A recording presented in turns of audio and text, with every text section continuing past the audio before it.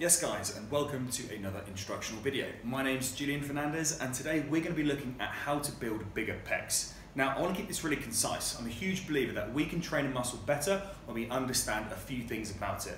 Namely things like its function, the physiology behind creating growth in that muscle, and how to program the training for that muscle group. And that's exactly what we're going to look at today. So sit tight, check it out and enjoy the video. So the first thing we need to understand is what the function of the pecs are. And once we understand that knowledge, we can apply movement patterns which emulate or utilize those functions with added resistance such that we can stimulate muscle damage to elicit growth. So there are three primary ones that we need to concern ourselves with. Number one is probably the most relevant and most important, and that one is adduction of the humerus. And all that really means is bringing the upper arm in towards the body. Think of it like flapping your arms. Okay, number two, we have humerus flexion. And think of this more like an underarm throw. So from here, bringing the arm up. And then finally, we have medial rotation of the humerus. And the best way to think of this is like an arm wrestle movement. So from here into here. And obviously that's less applicable as a primary movement that we're going to focus on in the gym. So now that I understand what the pec does, we're going to think about exercise selections which utilize those movement patterns such that we can actually stimulate the pecs and allow the pecs to move resistance through those movement planes. Okay, so the first thing I'd like to caveat is that actually in gym-based movements, a lot of these different functions are going to occur in synchrony. So for instance, in a bench press, you're going to get some humerus adduction, you're going to get some humerus flexion, and there's probably going to be a little bit of medial rotation of the humerus as well.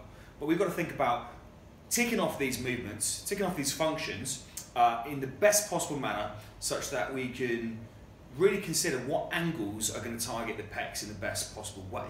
So let's start off with number one, so humerus adduction. The obvious one that springs to mind when we think about flapping the wings is the pectoral fly.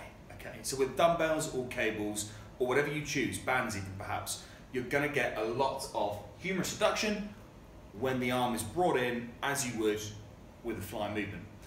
Equally with a bench press or any other press, so dumbbell presses or machine press, we're still, when we focus on what the humerus is doing, achieving a lot of humerus adduction when we're going through pressing motions. So the distinction here is between single joint movements, as in the fly, and multi-joint movements, as in any press. But we're still getting a lot of humerus adduction. Okay. In terms of humerus flexion, now like I said, this is occurring in the previously mentioned moves, but we see a lot more of this in things like dips. If you imagine here the humerus is moving towards the body from an underarm, underthrow-like motion, forming dips, or even things like decline bench press. Again, the arm is coming closer to the plane of the body. And then another really obvious one is your low flies. So if you imagine being on an incline bench and pulling from low down and bringing the weight upwards. And then like I said, I can't think of many examples whereby you'd want to, I don't know, maybe attach a cable and medially rotate, but it's going to happen in things like presses particularly. Particularly we see it when people start to struggle. The arm medially rotates to finish off and get that last little bit to lock out the elbows and to really adduct the humerus to finish off the press. But we can see there that we've got some big moves to include in our training by simply thinking about how we tick off all of these primary functions. So namely we've got flies, we've got presses, we've got dips. Those are the moves that are going to really construct the bulk of our chest training. Okay, so before we take a closer look at why technical execution is so important, let's just review how to perform some of these moves which are going to construct the majority of your chest training. Okay, so first up, the bench press, a massive player here in chest development. Now, first things first, shoulder blades are pinched. I'm pushing the weight through my heels and into my upper back.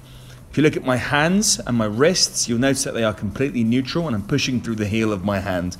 I don't want to see extended wrists. As the bar comes down, I'm lifting my chest up towards it.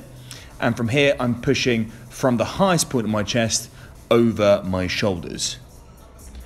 Next up, similar principles here with the incline chest press. My shoulder blades are pinched. I have stability and pressure being applied through my heels. The contact points are my heels, my butt and the upper back. But most of my weight is being pushed into my upper back.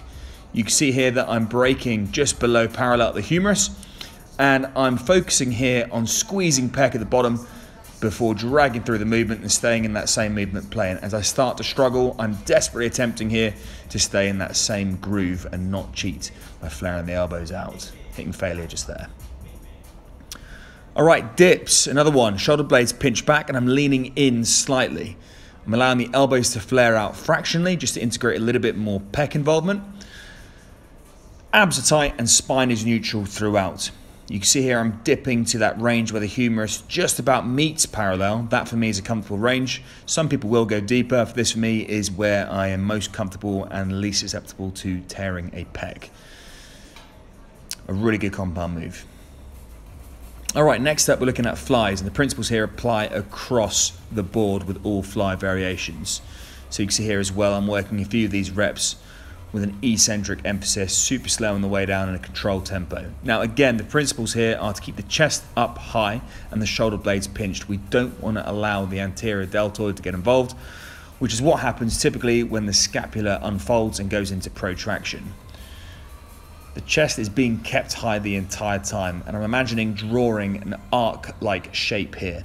So there's a slight bend in my elbows, and all I'm really concerned about is the range at which the humerus, so the upper arm, travels through. You can see here we're going from there, look, so deep below parallel, and then just adducting the humerus, bringing it in towards the midline of the body.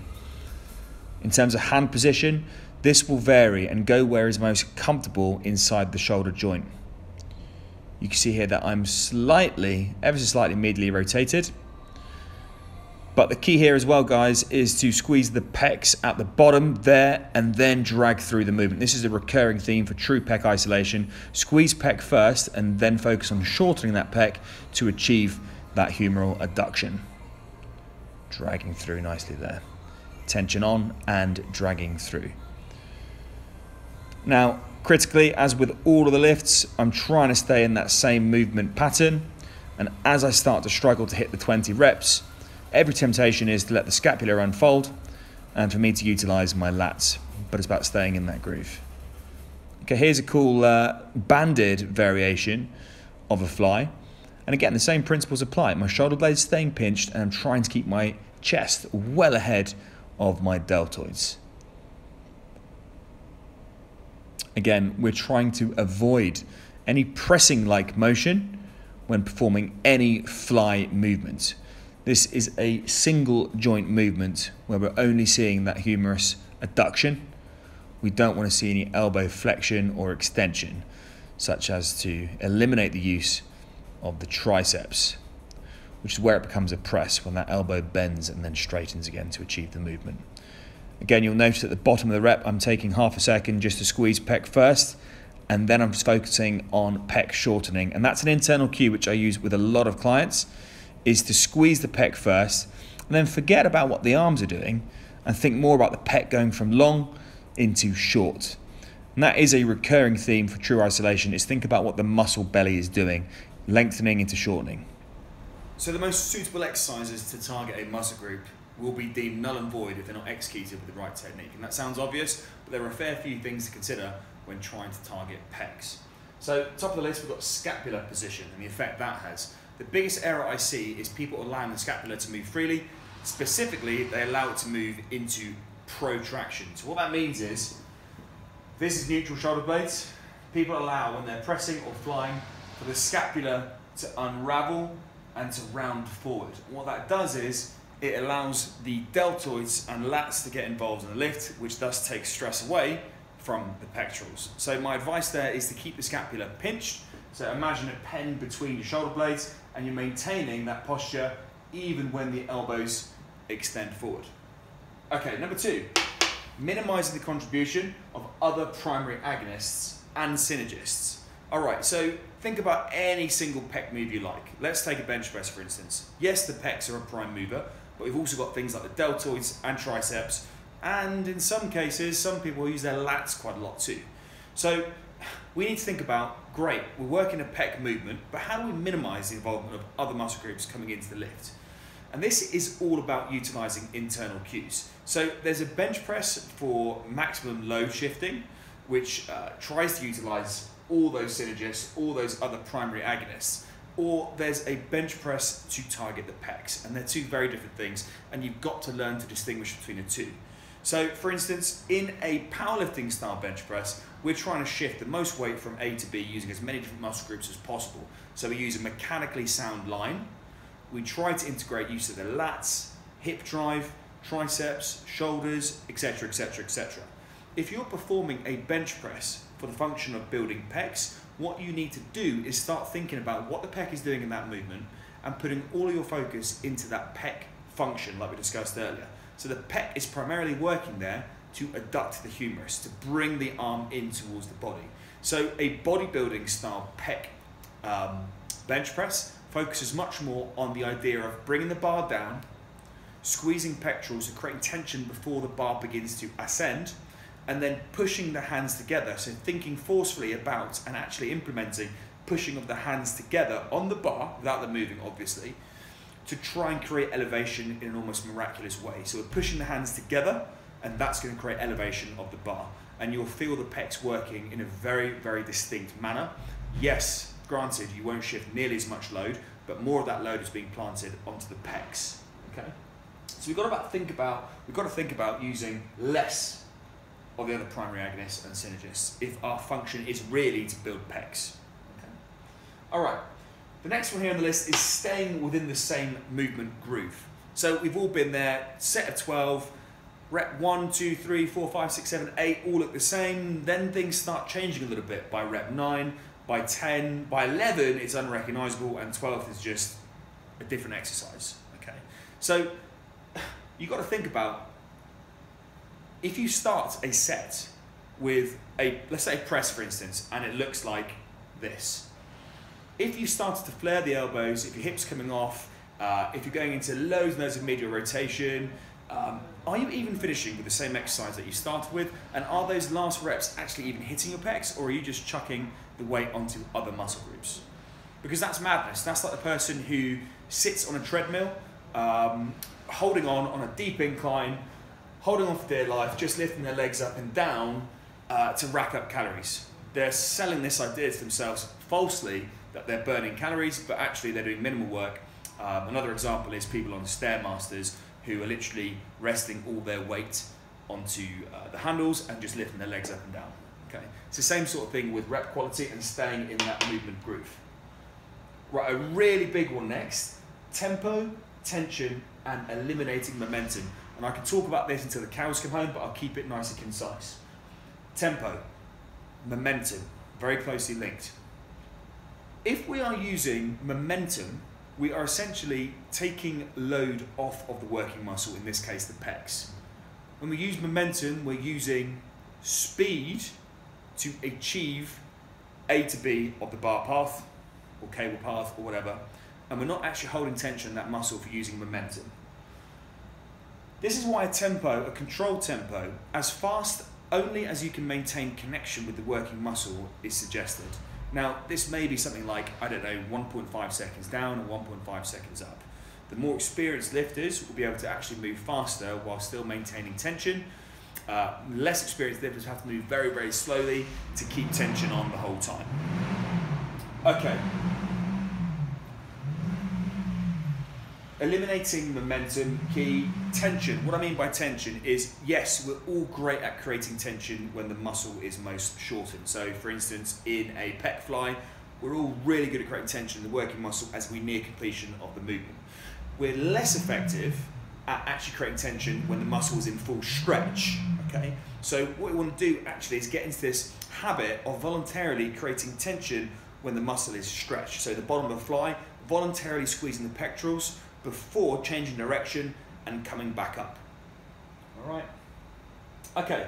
And then finally, I want you to consider always, how meaningful are your reps and sets in achieving the function of stimulating growth in the target muscle? And that takes into consideration all of the above. Have you simply got to rep 15 for the sake of getting to rep 15? Or have you got rep 1, tick, that hit pecs, rep 2, tick, that hit pecs, all the way up to rep 15? So give yourself like a mental scorecard. How meaningful was each rep and how meaningful was that set as a percentage score? something to consider so that you get the most out of your pec training. You're there to train pecs, you're not there to complete sets and reps. Okay, great. So up to this point, we've identified the function of the pecs. We've identified which movements are associated with said functions, and we've talked about how to correctly execute exercise such that we actually achieve the most effective and meaningful growth stimulus. And that leads us on perfectly onto the physiology of muscle growth. And for a lot of us, we understand that exercise aims to break down tissue, which in turn signals reparation and growth. Cool, so if we look a bit further into it, there are actually three mechanisms which elicit a growth response. Three ways in which we can train which signal more muscle tissue growth. Now the first one that a lot of us are familiar with again is heavy lifting, and this leads directly to a high amount of mechanical tension which signals growth. And long and short of it is basically if we expose a muscle to new high loads of tension, the muscle and the brain actually, more importantly, and elements of the nervous system recognize that high tension, and growth signaling is produced as a response to essentially a survival mechanism. We're experiencing more load, we need to adapt such that we can overcome said load for future efforts. Okay. The next thing we need to do to grow is focus on eccentric training. Okay, all that means there is focusing on the lowering portion, the stretch portion of a lift, and this has been shown to increase the amount or produce the most amount of muscle damage. Now, yes, we're talking here about the actin and myosin cross bridges, the physical components which build muscle tissue, breaking apart those actin and myosin bridges such that we create inflammation, and again, that inflammation is postulated to actually stimulate growth again. So eccentric training is, like I say, focusing on lowering, spending more time in the lowering or stretch phase of a movement. And we can do this with maximal loads, sub-maximal loads, or even super maximal loads. And that just means training with loads which are in excess of our 1 rep max. We can actually lower much more weight than we can lift. So this is where a spotter would help in the concentric phase, and the athlete or trainee would focus entirely on the eccentric phase by slowing down that weight when it's returning stretch. And then the final mechanism for growth signaling is metabolic training. And this is your high rep stuff. This is like your giant sets, your supersets, where we're focusing on achieving a burn from the training. And what this has been shown to do is it's that accumulation of metabolites, things like lactic acid, things like inorganic phosphate, that chemical change within a muscle belly, within the muscle cell, has also been shown to signal growth. So there are three distinctive ways there that we can train, each of which elicits muscle growth. And chances are you may stumble by chance across 1, 2, sometimes even 3 of those modes in an average session. But what good programming does, and what we're going to look at in the next chapter of this episode, so to say, is how to actually capitalize on all 3 of these methods within an effective training program. So yeah, imagine a muscle tissue, the pec in this case, in a petri dish. What we're trying to do is subject that muscle fiber through perfect technical execution in the right movement planes to high mechanical tension, to maximum muscle damage and metabolic stress in equal measure or in the right measure such that we can achieve the most growth. Okay, so next up, let's look at programming. So we've already established that the 3 methods for maximizing our muscle growth are mechanical tension, eccentric training, and metabolic stress. Now, in terms of incorporating these in your training plan, this is what programming is all about, and it's about finding the optimal dose of each method so that you see the best reward for your efforts. Okay, right, so let's start from the top. So we're looking here at the training method itself, what moves are best used for that method, the volumes, that's the total amount of work that we do within that style of training, what the intensity should be like, and that's dictated as a percentage of 1 rep max. So don't get that confused. People think that, you know, sweating and breathing hard is intensity. In this context, I'm referring to the percentage of 1 rep max. So obviously 90% of 1 rep max is high intensity, 20% is low intensity. Okay, and then the frequencies, how often we train in a given style. And then finally, a rough guide of sets and reps. But obviously this depends quite a lot whether we are using each method in a periodized fashion or in a concurrent fashion, which I'll make clear towards the end of this part. Okay, right, so starting off with mechanical tension, your best moves for these are your compound lifts. So things like your barbell presses, dumbbell presses and dips. Remember, these are your heavy lifts. The volume is going to be low, the intensity is going to be high, and the frequency is going to be low.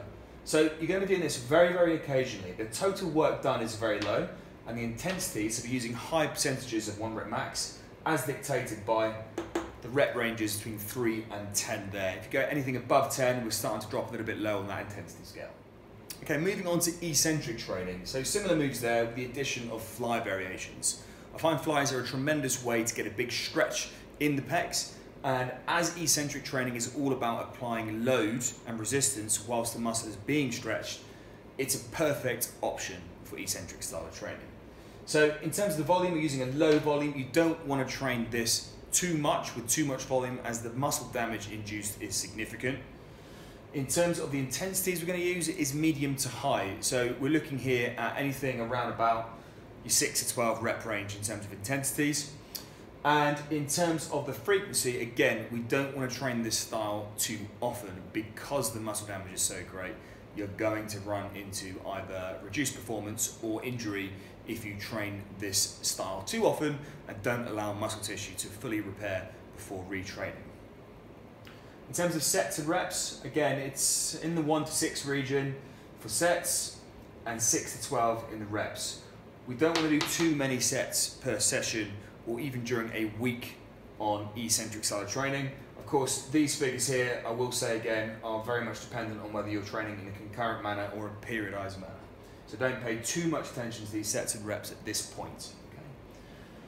Right, finally, metabolic stress. Now, in this category here, in terms of the exercises, it's the full plethora of chest movements, the full list, including things like press-ups even.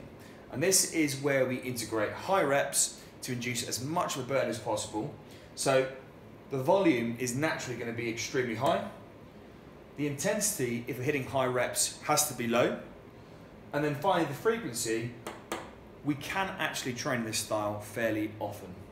I often get my clients training this style 3-4 times plus a week.